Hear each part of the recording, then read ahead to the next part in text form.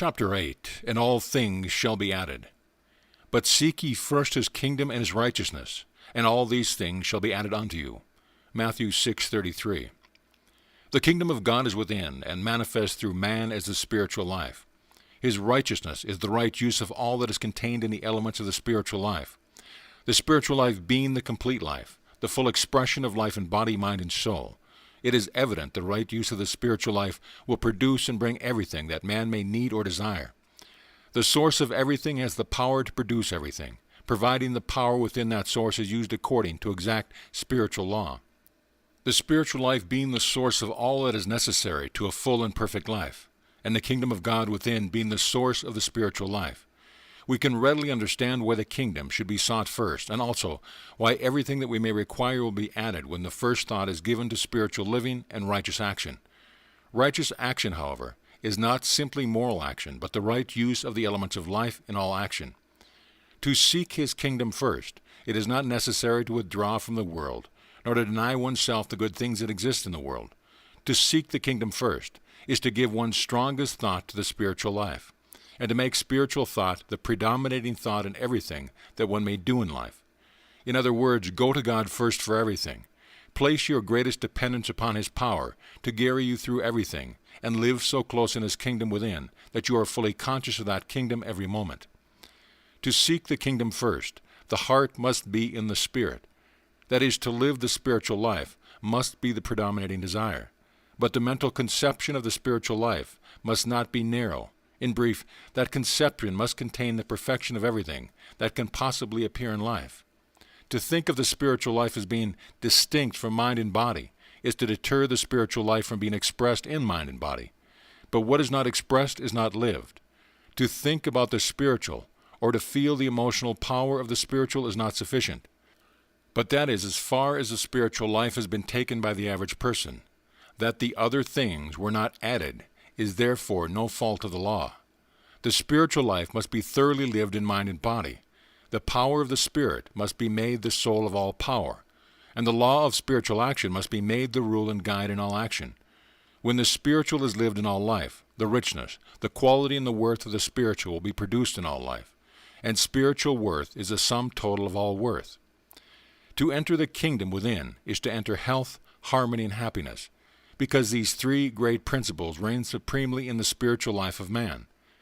Therefore, by seeking the kingdom, health will be added, harmony will be added, happiness will be added.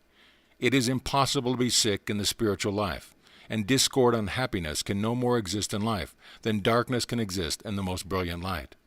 But to seek the kingdom is not sufficient. We must also seek his righteousness. If we misuse any organ, faculty, function, or power anywhere in body, mind, or soul, we cannot remain in health no matter how spiritual we may try to be. To seek his righteousness is to use everything in our world as God uses everything in his world, which means in harmony with its own nature, in harmony with its sphere of action, and in harmony with the law that tends upward and onward forever.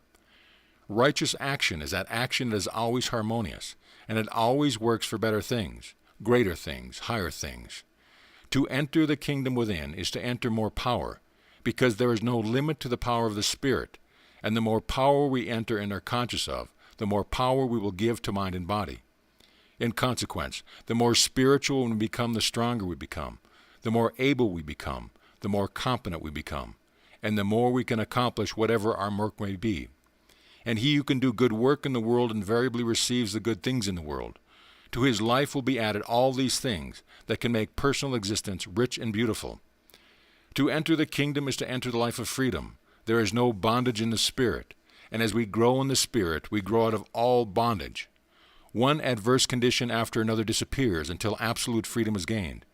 All bondage comes from incompleteness in life and misuse of life in doing. But the spiritual life is full and complete, and it follows the law of righteous action in all doing.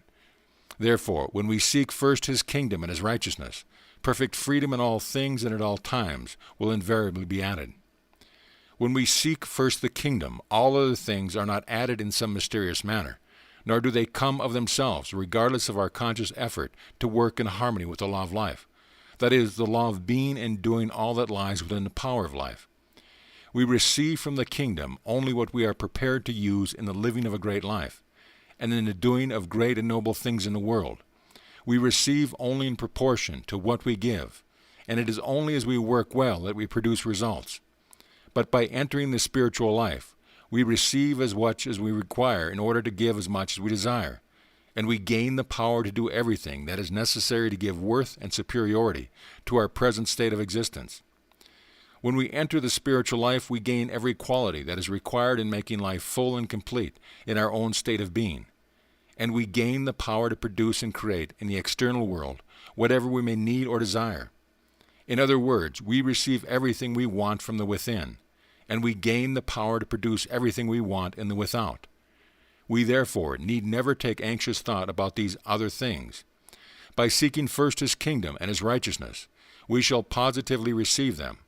The way will be opened, and we shall be abundantly supplied with the best that life can give.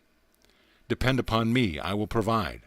This is the word eternally spoken from on high, and every awakened soul has learned the message, but the few alone have discerned its real interpretation.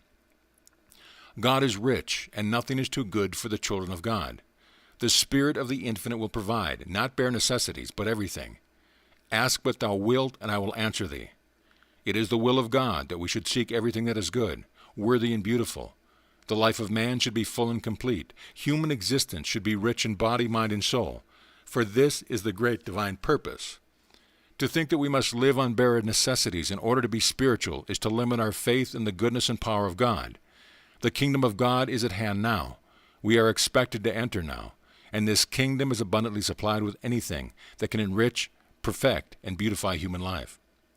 Seek ye first the kingdom, and all other things shall be added, not simply enough to live on, but all things. The love of God is infinite, and we cannot think of infinite love as wanting to give less than all. God has the power to give all. He also has a desire to give all, and therefore every soul may at any time receive all that present development can give and take possession of.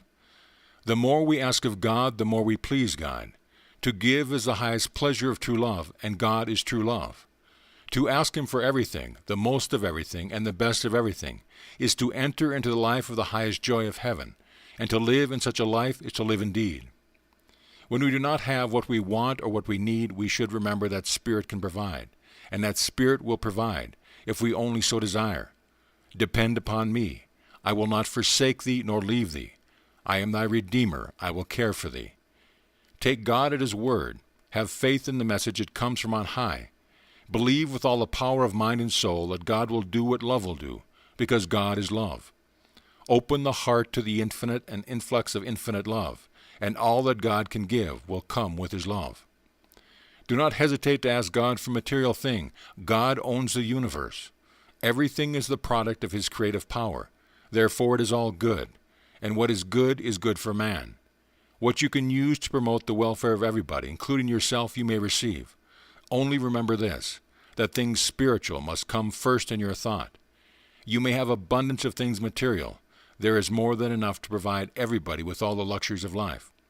You will not deprave anyone of anything by accepting from God all that His love can give. Others may receive as much from the same source, but seek first the things of the Spirit, for this is the law. Consider the lilies of the field. Why should not you be arrayed like one of these? It is the will of God that you should be, and you will give Him great pleasure by asking Him to clothe you even more gorgeously than they. But we must remember that we are not to take these things from others. We are to receive them from God. There is a great difference between the two methods, and there are few in the world that can see it. To receive from God, we must love the spiritual the best, though we must neither despise nor ignore the material. All is from God, and all will minister to the joy and beauty of life when used in harmony with a life that is lived in God. When we live in God, all things will be turned to good account, and when we work with God, all things will work together for greater good. The world tries to get from man. The perfect way is to receive from God, and the moment we adopt the latter method, the way will be opened. Spirit will lead. We will know at each step what we are to do, and what step to take next will always be clear. Live close to God and have faith. No matter what may come or not, depend upon the Spirit to lead and provide, and you will always do what is best. However, we must never think that it is best for anyone to live in poverty, trouble, and pain. No, this is never best, not even for a moment. The infinite can provide something better here and now, and it is will and good pleasure to do so. When days of darkness are at hand, cling to the great truth. Spirit will provide. Think of it constantly. Live in the very soul of its presence. Believe in it from the very depth of the heart. Things will take a turn. The door of opportunity will open. The desired change will come. There is nothing in the world that the Spirit cannot change for the better. Therefore, we may with perfect faith ask for any change desired. The best is intended for all of us. God is ever ready to give everything. Ask what thou wilt, and I will answer thee. To think of thee and feel thy presence near, to rise above the world of doubt and fear, to enter where the many mansions be, to hold communion face to face with thee, to find the secret place where all is still, to feel thy joy in life, my being thrill, to know that health and wholeness now are mine, to see thy light within forever shine, to feel the peace that passeth thought and speech, to know that I the endless heights shall reach, that I thy son forevermore shall be. These are the sweetest thoughts of life to me. End of chapter.